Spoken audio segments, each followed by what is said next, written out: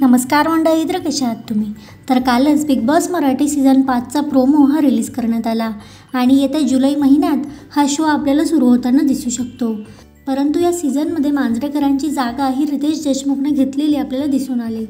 तर याचे मुख्य कारण म्हणजे मेकर्स आणि मांजरेकर यांच्यात असलेले मतभेद. मांजरेकर हे प्रेक्षकांच्या मतानुसार चावडीवर स्पर्धकांना ओरडत असत. गेल्या सीझनमध्ये अपूर्व आणि अक्षय यांना मांजरेकरांचा सगळ्यात जास्त ओरडा बसला होता.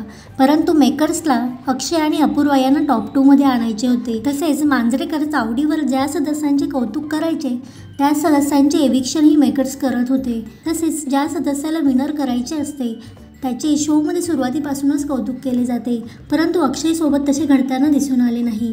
तर अशाच मेकर्स आणि मांजरेकर यांच्यात असलेल्या मतभेदांमुळे मांजरेकरांना हा शो सोडावा लागला आहे.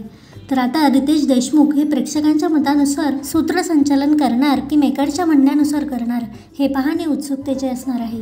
तर तुमचे याविषयी मत काय ते कमेंट सेक्शनमध्ये नक्की सांगा.